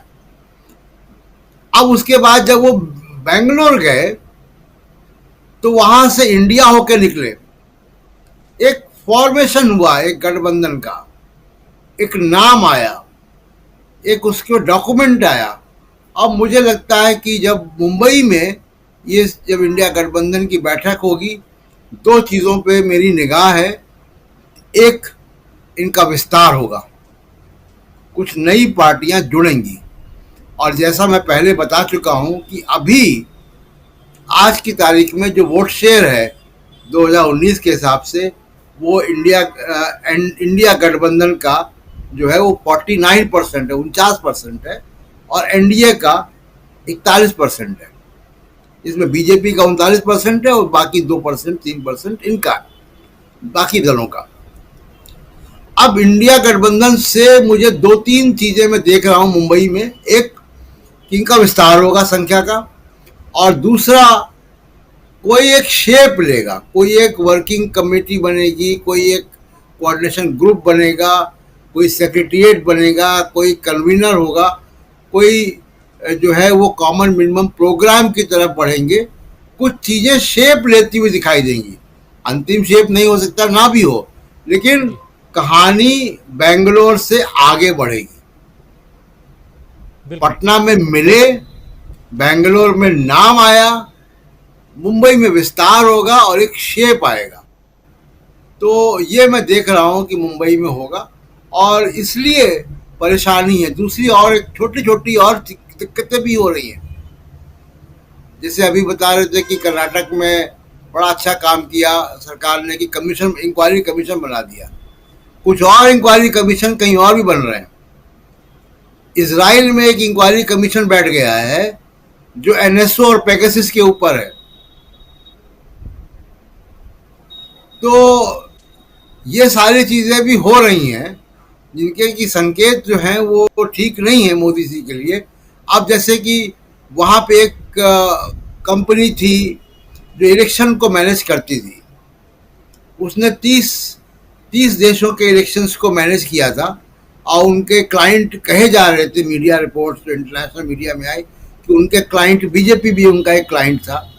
वो कंपनी को जो है उसके ऊपर जांच बैठ गई और वो कंपनी भी अब किसी काम की नहीं रह गई मदद करने के लिए। तो बहुत कुछ हो रहा है दुनिया के स्तर पर भी जो कि अच्छी खबर नहीं है, और इसलिए लगता है कि मोदी जी बहुत केयरफुली जो है वो कदम रखेंगे। और दूसरे कि आप मोदी जी के भाषणों को आप देखें, 5, 6, 10 पिछले भाषण देखें, कंसिस्टेंसी नहीं है उसमें, कुछ इधर उधर की बातें हैं। और दूसरा, एक आखिरी बात मैं ये कहूँगा कि देखिए, बड़ी अगर मोदी जी को नुकसान सबसे ज़्यादा कोई पहुँचाएगा तो ये गोदी मीडिया पहुँचाएगा। ये है राजीव जी कि इतना ज़्यादा हिंदू मुसलमान इतनी नफरत पैदा कर रहा है समाज में, अब उसका रिएक्शन हो रहा है। एक रिएक्शन तो ये हो रहा है कि जो इनका वोट बैंक है जितना भी है वो कंसोलिडेट रहता है, वो कहीं इधर उधर नहीं जाता। दूसरा कि युवाओं में मैं देख रहा हूँ, मैं कई जगह जाता रहता हूँ, कल मैं उत्तर प्रदेश में था, युवाओं में बहुत रिएक्शन है इसके प्रति कि भाई आप काम की बात करें ना, आप ये दिन रात हिंदू मुसलमान, दिन रात हिंदू मुसलमान। तो ये बहुत सारे युवाओं में इसके प्रति में कुछ चिढ़ पैदा हो गई है। तो अगर जो अब गोदी मीडिया का जो असर है वो उल्टा हो रहा है, और ये हमेशा से रहा है। पिछले इलेक्शंस में दूसरी पार्टियों का भी एक इलेक्शन रहा। याद कीजिए कि राजीव गांधी को बहुत दिखाते थे दूरदर्शन, वो इतना दिखाता था कि लोग जो है दूरदर्शन चिढ़ गए थे। तो वही स्थिति अब गोदी मीडिया की हो रही है राजीव जी। बैकफायर कहते हैं, ये बैकफायर करने वाला है। और लगातार जो आप दिखा रहे हैं, इतना ज़्यादा दिखा रहे हैं, आपको लगता है कि आप अपने आका को खुश कर रहे हैं, लेकिन आका को परेशानी में डाल रहे हैं। और ये साफ दिखाई दे रहा है जो आप बता रहे हैं, बिल्कुल आप सही कह रहे हैं। हम लोग भी राह चलते अगर लोगों से पूछते हैं तो मैक्सिमम लोगों ने अब टेलीविज़न देखना छोड़ दिया है, और जो देखते हैं उनके अंदर इतनी ज़्यादा नफ़रत है। और कुछ सोसाइटीज़ के व्हाट्सएप ग्रुप्स को देखिए आप, जहां नफ़रत को कैसे सुबह शाम रात दिन कैसे फॉरवर्ड किया जाता है, बैठ करके सिर्फ और सिर्फ फॉरवर्ड करते हैं, फॉरवर्डेड मैसेज पढ़ते हैं, खुश रहते हैं उसमें। हालांकि एक और भी अच्छी चीज़ हो रही है कि आजकल अब चांद पे भी अपना दावा ठोका जा रहा है, और स्वामी जी इससे शायद खुश हों, क्योंकि अब चांद को सनातनी हिंदू राष्ट्र घोषित करने की मांग हो रही है। और शिव शक्ति जो पॉइंट है उसको राजधानी बनाने की घोषणा की जा रही है कि आप घोषित कीजिए मोदी जी कि अब चांद हमारा है, जो सनातनी हिंदू राष्ट्र होगा और उसकी राजधानी होगी शिव शक्ति पॉइंट, जहां जिसका नामकरण मोदी जी ने किया है।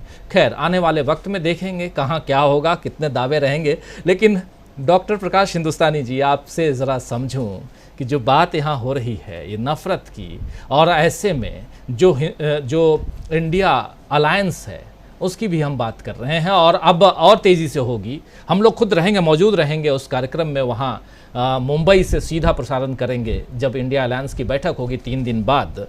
तो वहाँ से पल पल की रिपोर्ट तो दोस्तों आप तक हम पहुँचाएंगे ही, लेकिन अभी जब स्टूडियो में बैठ के हम चर्चा कर रहे हैं और हमारे तमाम साथी अपनी अपनी जगहों से जब जुड़े हुए हैं, चर्चा कर रहे हैं, तो इस बात को आप तक ज़रूर पहुँचाना चाहूँगा कि आखिर मायावती के बारे में जो बातें हो रही हैं, ज़रा प्रकाश हिंदुस्तानी जी, अभी तक मायावती जी ने अपनी तरफ से कोई पत्ते नहीं खोले हैं। अगर मेरे बारे में कोई गलत बात कह रहा है तो कम से कम मैं ये तो कहूँगा कि नहीं जी आप ये गलत कह रहे हैं। लेकिन जब मौनम स्वीकार लक्षणम जो कहते हैं, यानी कि आप चुप हैं, इसका मतलब कहीं ना कहीं आप बातों को स्वीकार कर रहे हैं। तो क्या ये माना जाए कि मायावती भी इंडिया गठबंधन में शामिल होने जा रही हैं आज की तारीख में? राजीव जी, मायावती जी का पुराना राजनीतिक करियर देखें तो उन्होंने जो समझौते किए हैं वो बहुत राजनीति, अपनी निजी राजनीति के लिए किए, और कोई मौका अगर उन्हें मिलेगा तो वे जरूर उस मौके का लाभ उठाने से चूकेंगी नहीं। ये बात वो बहुत अच्छी तरह जानती हैं। उन्हें पता है कि ये विधानसभा चुनाव में उनकी दाल नहीं गलने वाली। और इंडिया अलायंस जो बना है वो मूल रूप से उसकी संरचना की गई है आगामी लोकसभा चुनाव 2024 के लिए।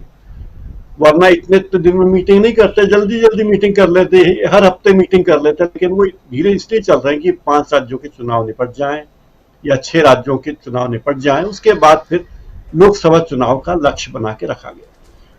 दूसरी बात यह है कि जो डबल इंजन की सरकार है उसके, अभी हमारे एक साथी ने कहा कि डबल इंजन हमेशा ज्यादा शक्ति नहीं देता। 2 इंजन अगर एक दूसरे की विपरीत दिशाओं में लगे हो तो बहुत बखेड़ा खड़ा हो जाता है। तो ये भी देखिए, कई बार आपने देखा होगा कि नगर निगम में अगर पार्षद कांग्रेस का है और वो काम नहीं करता तो लोग कांग्रेस को विधानसभा में वोट नहीं देते या लोकसभा में वोट नहीं देते, बीजेपी का पार्षद अगर काम नहीं करता। तो राज्यों में जो फजीयत हो रही है लोगों की, राज्यों में लोग जो परेशान हैं, तो ये भी हो सकता है कि वो उसका बदला लोकसभा चुनाव में भी ले। वो कहे कि मोदी शाह ने ही इन लोगों को मुख्यमंत्री बनाया है, अब देखो इनको सबक सिखा देंगे। देखिए, एक फिल्म आई थी कुछ दिनों पहले, आदि पुरुष, उसमें बहुत प्रचार किया गया था कि ये फिल्म आई है, उसका ट्रेलर आ रहा है, उसका ये आ रहा है, प्रोमो आ रहा है, ये सब कुछ आ रहा है, लेकिन फिल्म हो गई फ्लॉप क्योंकि कंटेंट में दम नहीं था। तो अब इस तरह जो मोदी सरकार प्रचार करे कि हम चिट्ठी भी देंगे, हम नियुक्ति पत्र भी देंगे, हम स्कूटी की फोटो भी हम छपवाएंगे, भंडारा भी हम करेंगे, सब चीजें लोग कर रही है, तो ये नुकसान भी है। क्योंकि जब ओवर एक्सपोज कोई भी प्रोडक्ट होता है, बहुत ज्यादा विज्ञापन हो गया कि आदि पुरुष हो गए हमारे प्रधानमंत्री जी, कि उनका उस फिल्म की तरह हो गई कि बहुत विज्ञापन, ये फिल्म आ गई, ये फिल्म आ गई। ये तो मैं तो बहुत उनकी कृपा मानता हूं मोदी जी की, कि उनकी बड़ी कृपा है कि उन्होंने उस जगह का नाम शिव शक्ति पॉइंट ही रखा। वो दीनदयाल उपाध्याय पॉइंट भी रख सकते थे, खुद नरेंद्र मोदी के नाम पे भी रख सकते थे, लेकिन शिव शक्ति रखा उन्होंने। तो तो बड़ी कृपा उनकी, गोलवलकर जी के नाम पे भी हो सकता, किसी के नाम पे भी हो सकता, लेकिन शिव शक्ति रखा उन्होंने। तो विश्व के 100 करोड़ हिंदुओं पे उन्होंने बड़ा एहसान किया है, ये माना जा सकता है। लेकिन ये भी बैकफायर हो सकता है, क्योंकि अति करना हमेशा अच्छा नहीं होता, और अति करने का कोई नतीजा निकलेगा नहीं।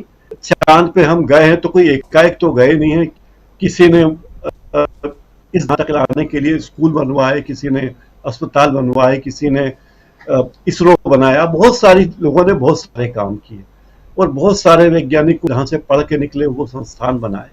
तो ये सब बातें एक हद तक ही ठीक है। एक इवेंट जब आप करते हैं तो एक बड़ा एलईडी लगा दीजिए, झमाझम लाइट लगा दीजिए और अनार छोड़ दीजिए, छूट जाता है। लेकिन अगर किसी बच्चे को पढ़ाना हो तो उसमें 10-15 साल 20 साल लगते हैं किसी को पढ़ाने में। वो एकाक एलईडी पे एलईडी लगा के अनार के विस्फोट करने, अनार चलाने जैसा नहीं है। तो ये जो एलईडी जल रहे हैं अभी, जगमगा रहे हैं स्टेज पे बड़े बड़े, ये एलईडी कितने देर तक चलेंगे, क्योंकि इनकी चमक टेम्परेरी है। राजीव जी चमक जो है टेम्पररी है, और एलईडी ऐसे भी देखिए आप, धीरे धीरे धीरे धीरे जब डाउन होना शुरू होता है, उसकी रोशनी कम होती है तो बहुत ख़राब लगता है। या तो आप टोटली तुरंत फ्यूज हो जाइए, लेकिन आप धीरे धीरे जब होते हैं ना तो बहुत आप खुद को दिखाते हैं कि मैं कैसे एक विकृति की ओर जा रहा हूँ, कैसे मैं ख़त्म हो रहा हूँ। तो ये और भी आपका अस्तित्व कैसे धीरे धीरे ख़त्म हो रहा है। तो वो जब अस्तित्व खत्म होने की बात आती है, और इसको अगर पॉलिटिक्स से जोड़ के देखा जाए तो 2004 से लेकर के 2023 तक आपको बहुत कुछ दिखाई देगा।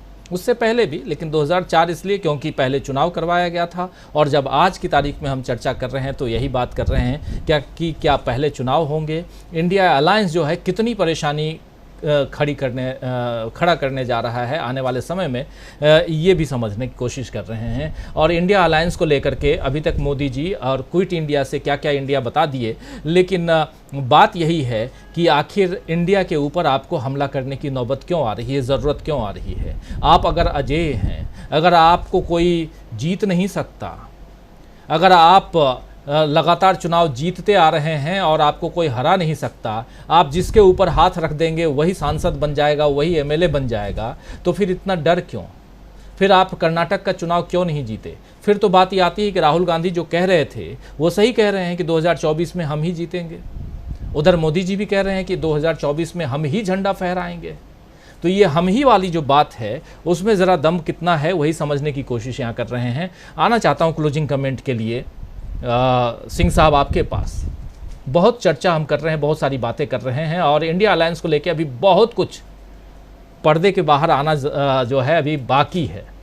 और जैसे प्रशांत टंडन जी कह रहे थे कि अभी मुंबई में बहुत कुछ होना है। एक शेप लिया पटना में, एक अलायंस, उसका नामकरण हुआ बेंगलुरु में, अब उसके बाद उस नामकरण के बाद अब कार्यों का बंटवारा होना बाकी है, अभी लोगो बनना बाकी है। कहा जा रहा है 11 समन्वयक होंगे, इसकी चेयरमैन हो सकता है सोनिया गांधी हों। सोनिया गांधी के बारे में बता दिया गया है कि वो मुंबई में रहेंगी उस मीटिंग में। आज उसकी खबर भी आ गई है कि सोनिया गांधी पर्सनली जैसे बेंगलुरु में थी वैसे मुंबई में भी रहेंगी, तो ये खबर भी है। तो बहुत कुछ है, यानी कि सिंह साहब क्या तैयारियां जो इंडिया अलायंस की है, पटना और मुंबई में फ़र्क क्या आपको नज़र आ रहा है, ज़रा ये बताइए। क्योंकि पटना में एक थोड़ा सा दिख रहा था, आप याद कीजिए कि वहाँ से रूट करके चले आए थे दिल्ली के मुख्यमंत्री आम आदमी पार्टी के नेता अरविंद केजरीवाल, लेकिन वही अरविंद केजरीवाल 15 दिन पहले घोषणा कर देते हैं कि हम और हमारी पार्टी इंडिया अलायंस में है और हम मुंबई में मौजूद रहेंगे। किस शेप में देखते हैं? निश्चित रूप से मैं इस शेप में देखता हूं कि पटना में जो शुरुआत हुई थी वो कई संशयों से भरी शुरुआत थी। ज्यादातर लोगों को लगता था कि विपक्षी दल एक मंच पे नहीं आएंगे, इन सबके अपने अपने स्वार्थ होंगे, विशेषकर सीटों के बंटवारे को लेकर, आइडियोलॉजी को लेकर, इलाके के छत्रकों के अपने अपने स्वार्थ होंगे, तो एक साथ नहीं आएंगे। कांग्रेस को लेकर भी सबके अपने अपने रिजर्वेशंस हैं और अरविंद केजरीवाल जिस उम्मीद से उस बैठक में शामिल होने गए थे कि इस बैठक में ही तय कर लिया जाए कि विधेयक पर, जो विधेयक पारित हो गया, उस कानून पर सब लोग उसके विरोध में जाएं, लेकिन उस विरोध में सभी गए, उसमें कोई दो राय नहीं कि विरोध में